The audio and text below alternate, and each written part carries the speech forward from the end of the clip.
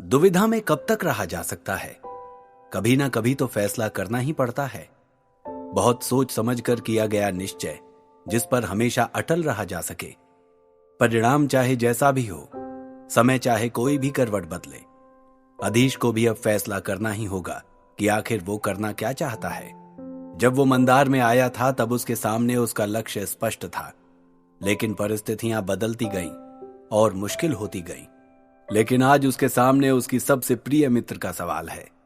ललिता के जाने में केवल 3 दिन बाकी हैं। अब उसे फैसला करना ही होगा कि आगे क्या होने वाला है। फैसला सिर्फ इस बात का नहीं है कि वो ललिता को अपनी सहायक रखेगा या नहीं। फैसला किसी और बात का भी है जिसे फिलहाल सिर्फ अधीश ही समझ पा रहा है। वो बात क्या है? क्या है वो दुविधा जिसमें अधीश फंसा हुआ है? यही सब सोचते हुए अधीश पारसदेव के भवन की ओर जा रहा था। गुरु पारसदेव उसे बाहर ही मिल गए और अधीश को देखते ही उनके चेहरे पर प्रसन्नता छा गई। आओ आओ मांत्रिक अधीश, स्वागत है, गुरुजी बोले। प्रणाम गुरुजी, अधीश ने कहा और गुरुजी उसे अपनी प्रयोगशाला दिखाने ले गए। आज से तुम जड़ी बूटियों का प्रयोग करना सीखोगे, गुरुजी ने कहा। जी गुरुजी, मैं मन लगाकर प्रयोग करूंगा, अधीश ने कहा और काम में जुट गया। गुरु पारसदेव ने आज उसे छोटी मोटी औषधियां बनाना सिखाया। कमरे में आकर अधीश एक बार फिर बूढ़े तांत्रिक की औषधियों की विधि पढ़ने लगा। मैंने औषधियों को मिलाना तो सीख लिया है, क्यों ना आज ये बनाकर देखी जाए, अधीश ने सोचा और तुरंत ही उठ खड़ा हुआ। साधन भवन जाकर उसने बर्तन, तेल से जलने वाला छोटा चूल्हा और कुछ जरूरी चीजें खरीदी जो औषधि बनाने के काम में आने वाली थी। इसमें उसके पूरे 20 अंक खर्च हो गए। सामान लेकर अधीश कमरे में लौटा तो बहुत उत्साहित था। उसने विधि अच्छी तरह पढ़कर अपने दिमाग में बिठा ली थी। अब बस उसका निर्माण बाकी था। वहां प्रकाश नगर में विश्वा के महल में मातम पसरा था। पाणिक, तुम थक गए होगे, जाकर आराम करो, विश्वा ने कहा तो उदास पाणिक चुपचाप वहां से चला गया। इसके बाद बाकी सब फिर बातचीत करने लगे। अधीश दिखाई नहीं दे रहा, अधिपति कैलाश ने सन्नाटे को तोड़ते हुए पूछा। अधीश ने मंदार में प्रवेश ले लिया है, विश्वा ने कहा। यह सुनकर अधिपति कैलाश चौंक पड़े और बोले, क्या मंदार में? लेकिन मंदार तो एक मंत्र सिद्धि सिखाने वाला गुरुकुल है। जी, जगन्नाथ ने अधीश को कुछ मंत्र सिखाए थे जिन्हें उसने बड़ी आसानी से सीख लिया। उसमें जन्म से ही ये प्रतिभा थी, बस हम पहचान नहीं सके थे। उसी के कारण हम सुरक्षित यहां पहुंच सके। यहां पातरगढ़ राज्य में मंत्र सिद्धि धारकों का बहुत सम्मान किया जाता है, विश्वा ने धीरे से कहा और फिर विस्तार से सारी बात अधिपति को बताई।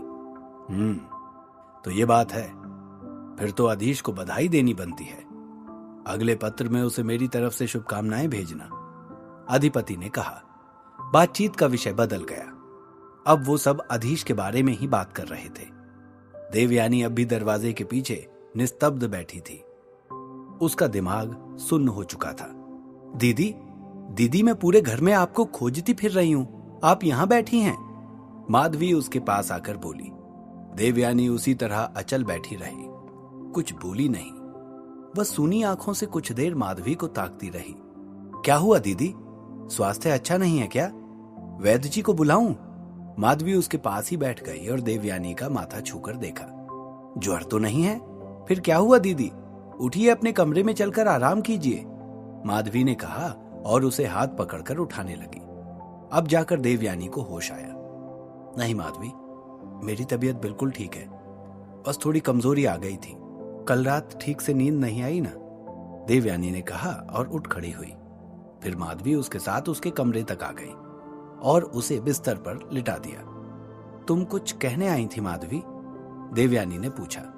दीदी आप आराम कीजिए, मैं और अमृत दीदी मंदिर जा रहे हैं, यही बताने आई थी, लेकिन अब रहने दीजिए, कल चले जाएंगे, माधवी ने देवयानी के सिरहाने बैठकर उसका माथा सहलाते हुए कहा।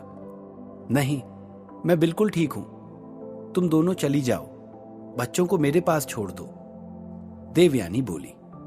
नहीं, बच्चों को दासियां संभाल लेंगी, आप आराम कीजिए, माधवी ने कहा और उठकर चली गई। देवयानी को एकांत की जरूरत थी। उसने उठकर दरवाजा भीतर से बंद किया और वापस बिस्तर पर लेट गई। कुछ देर ऐसे ही छत को ताकती रही, फिर उसके आंसू बरसने लगे। तकिए में मुंह छुपाकर वो न जाने कब तक फूट फूट कर रोती रही। ललिता ने अपना सामान बांधना शुरू कर दिया था। 2 दिन बाद उसे मंदार छोड़कर जाना ही था। उसने पिछले 3 साल में बचाए हुए धन के बदले अंक खरीद लिए। कुछ अंक उसके पास पहले से भी थे। अब कुल मिलाकर उसके पास 130 अंक थे। जाने से पहले वो आखिरी बार मंदार को अच्छी तरह देख लेना चाहती थी। अपना कमरा बंद कर वो घूमने निकल पड़ी। वहां अधीश अपने कमरे में दरवाजा बंद किए पूरे ध्यान से औषधि के निर्माण की तैयारी कर रहा था। मुझे किसी आसान विधि वाली औषधि को बनाने से शुरुआत करनी चाहिए, उसने सोचा और एक रक्त रोधी औषधि बनाने की विधि खोलकर बैठ गया। जड़ी बूटियां पहचानना वो सीख ही चुका था और वे सब उसे बुरे तांत्रिक के छल्ले में ही मिल गई थीं। उसने तेल के ईंधन वाला छोटा सा चूल्हा जलाया और एक चिमटी से चिकने पत्थर से बना हुआ प्याला उसके ऊपर चढ़ा दिया। विधि में लिखी हुई मात्रा के अनुसार वो जड़ी बूटियां मिलाता जा रहा था और बिल्कुल उसी तरह सारे नियमों का पालन कर रहा था। लगभग 1 घंटे के बाद औषधि का निर्माण पूरा हुआ। अब उसे ठंडा करने का समय था। गरम औषधि में से अजीब सी दुर्गंध आ रही थी। औषधि ठंडी हुई तो एक गाढ़े हरे रंग के द्रव में बदल गई। ये रही मेरी रक्त रोधी औषधि। औषधि को देखकर अधीश प्रसन्न होकर बोला। रक्त रोधी औषधि एक ऐसी दवा थी जो गहरे से गहरे घाव से खून का बहना तुरंत बंद कर सकती थी। युद्ध के समय यह औषधि बहुत काम में आती थी। अब अधीश ने अपना खंजर निकाला और अपनी हथेली में एक घाव बनाने का प्रयास किया, लेकिन उसका शरीर इतना मजबूत था कि तेज धार खंजर से बार बार घिसने पर भी एक हल्की सी खरोंच उसकी हथेली में बन सकी। उस खरोंच से खून बह रहा था। चलो, शुरुआत के लिए छोटा सा घाव ही काफी है, उसने खुद से कहा और एक छोटी सी लकड़ी की चम्मच से प्याले में से औषधि निकाली और घाव पर लगा दी। आह! अधीश के मुंह से एक तेज चीख निकली। उसकी हथेली में तेज जलन होने लगी और घाव के आसपास की त्वचा तेजी से सड़ रही थी। अधीश ने जल्दी अपना खंजर उठाया और उतनी सड़ी हुई त्वचा को काटकर जमीन पर फेंक दिया। फिर ठंडे पानी से घाव को अच्छी तरह धोया और हल्दी घिसकर लगाई और एक बड़े कपड़े से बांध लिया। कुछ देर तक वो बैठा सोचता रहा कि उससे कहां गलती हुई। शायद मैंने तापमान का ध्यान नहीं रखा होगा, उसने सोचा। अगले 2 दिन वो लगातार औषधि बनाने का प्रयास करता रहा, लेकिन हर बार असफल हुआ। शाम के समय वो कमरे में बैठा यही सब सोच रहा था कि दरवाजे पर एक जानी पहचानी थाप उसे सुनाई दी। अंदर आ जाओ ललिता, दरवाजा खुला हुआ है, अधीश ने कहा। ललिता अंदर आ गई। उसने ध्यान से अधीश को देखा। क्या अधीश मेरी वजह से उदास है? उसने सोचा। क्या बात है अधीश, किस सोच में डूबे हो? उसने अपनी हमेशा की उल्लास भरी आवाज में अधीश से पूछा। कुछ नहीं ललिता, मैं कई दिनों से औषधि बनाने का प्रयास कर रहा हूं, लेकिन हर बार असफल हो जाता हूं, अधीश ने कहा। क्या तुम यहां पर सिर्फ औषधि बनाना सीखने के लिए आए हो? तुम्हें तो एक उच्चतम श्रेणी का मांत्रिक बनना था ना? या बस एक औषधि बनाने वाले मांत्रिक बनना चाहते हो? ललिता ने कहा। हालांकि उसकी बातों में व्यंग नहीं था, लेकिन अधीश के कान जल उठे। सच ही तो कह रही है ललिता। क्या मैं सिर्फ औषधि ही बनाता रहूंगा? उसने सोचा। तुम कहो, कैसे आना हुआ? अधीश ने ललिता से पूछा। क्या मैं बस तुमसे मिलने नहीं आ सकती? कोई काम लेकर आना जरूरी है? तुनक कर ललिता बोली। अरे नहीं नहीं, अच्छा किया तुम आ गई, वरना मैं तो अपना रास्ता भटक ही चुका था, हंसते हुए अधीश ने कहा। रास्ता तो मैं भटकी हूं अधीश, एक ठंडी सांस लेकर ललिता बोली। अधीश ने ध्यान से उसकी आंखों में देखा। क्या था उनमें? सूनापन? नहीं, ललिता तो एक बहुत हंसमुख लड़की है। फिर कौन सी बात है जो वो कहते कहते रुक जाती है? क्या हुआ ललिता, कुछ कहना चाहती हो? अधीश ने पूछा। जैसे तुम्हें कुछ भी नहीं पता अधीश, मंदार छोड़कर जाना मेरे लिए कोई इतनी बड़ी बात नहीं थी। पिछले कई महीनों से मैं इसके लिए तैयार भी थी, लेकिन अब मेरे कदम रुकना चाहते हैं, ललिता ने कहा। फिर से उसकी आंखों में नमी उतर आई थी। क्या बात है ललिता, तुम यहां से बाहर जाकर भी एक स्वतंत्र मांत्रिक बन सकती हो। तुम एक बहुत योग्य और बहादुर लड़की हो। अधीश ने उसे समझाना चाहा। क्या बात है, वो तुम्हें अच्छी तरह से पता है अधीश। एक बार खुद से पूछ कर देखना। और हाँ, मैंने अपने 130 अंक तुम्हारे नाम से जमा करवा दिए हैं। मेरे जाने के बाद शायद तुम्हारे काम आए, ललिता ने कहा। इसकी क्या जरूरत थी ललिता? अधीश असहाय सा हो गया था। जरूरत?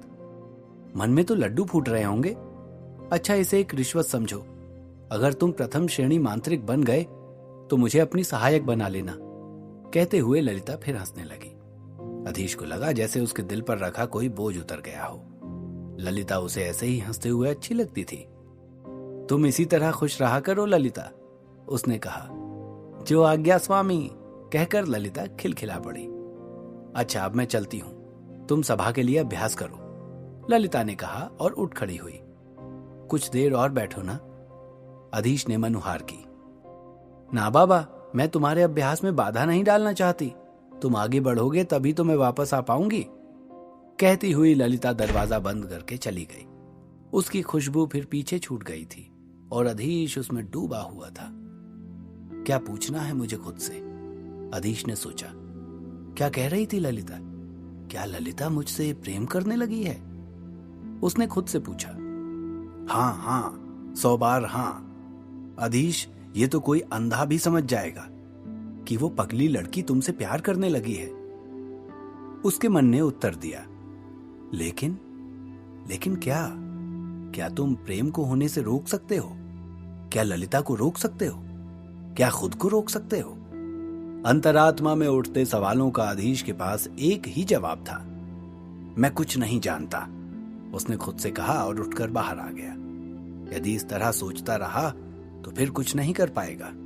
अगले दिन ललिता मंदार छोड़कर चली गई, अधीश से मिले बिना ही, और अधीश के पास कई सवाल छोड़ गई जिनका उत्तर उसे खोजना था। मैं ललिता को वापस लाकर रहूंगा, अधीश ने खुद से वादा किया और शांत मन से अभ्यास में जुट गया। शायद उसने नियति को स्वीकार कर लिया था। उसकी दुविधा का अंत हो चुका था। अगले दिन कक्षा के बाद गुरु सूर्यभान ने अधीश को अपने भवन में बुलाया। प्रणाम गुरुजी, उसने जाते ही गुरु को प्रणाम किया। आयुष्मान भव। अधीश, मैंने तुम्हें यहाँ बस ये याद दिलाने के लिए बुलाया है कि सभा में अधिक दिन बाकी नहीं है। तुम्हें सिर्फ और सिर्फ अभ्यास पर ध्यान देना होगा। तुम्हारा प्रदर्शन ही तुम्हारा भविष्य तय करेगा। गुरु सूर्यभान बोले। आप निश्चिंत रहें गुरुजी, मैं मन लगाकर अभ्यास कर रहा हूं, अधीश ने उत्तर दिया। ठीक है, खूब मेहनत करो और मेरा नाम रोशन करो। अब मेरी प्रतिष्ठा तुम्हारे हाथों में है, अब जाओ, गुरुजी ने कहा और भीतर चले गए। वे हमेशा ही जल्दी में रहते थे। अधीश कुछ देर तक उन्हें जाते हुए देखता रहा, फिर वापस लौट आया। उसे अच्छा लग रहा था कि इतने योग्य और प्रथम श्रेणी के मांत्रिक शिष्यों के होते हुए भी गुरुजी ने उसे चुना था। वो उनका भरोसा नहीं तोड़ सकता था, लेकिन उसकी मानसिक क्षमता लगातार कम होती जा रही थी। अब भी नए ज्वाला मंत्र को वो अपनी चेतना में स्थिर नहीं कर पाया था। मुझे जल्दी से जल्दी वो औषधि बनानी ही होगी, वरना सभा में मेरे प्रदर्शन पर बुरा असर पड़ेगा, उसने सोचा और कमरे में आकर बूढ़े तांत्रिक के कागजों में से महामन शक्ति औषधि की विधि खोज निकाली और सारा सामान सजाकर उसे बनाने में जुट गया। सावधानी पूर्वक वो एक एक जड़ी बूटी मिला रहा था। तापमान पर भी उसका पूरा ध्यान था। सारी विधि का अच्छी तरह पालन करने के बाद औषधि बनकर तैयार थी। ठंडा होने पर उसने औषधि को सूंघकर देखा। उससे अच्छी और ताजगी भरी गंध आ रही थी, जैसा कि विधि में लिखा था। इसका मतलब प्रयोग सफल रहा। हल्के गुलाबी रंग के सुगंधित द्रव को देखकर अधीश खुशी से उछल पड़ा। उसने अपने मन को स्थिर किया, ध्यान एकाग्र किया और कांच के प्याले को उठाकर एक ही घूंट में औषधि को पी गया। सन, उसके मन में यह आवाज गूंज रही थी। अधीश को लगा जैसे वो हवा में कुछ ऊपर उठ गया है। उसके हाथ पैर सुन्न हो गए और वो कुछ भी सोच नहीं पा रहा था। क्या हुआ था अधीश को? कहीं उसने वो औषधि पीकर गलती तो नहीं कर दी थी?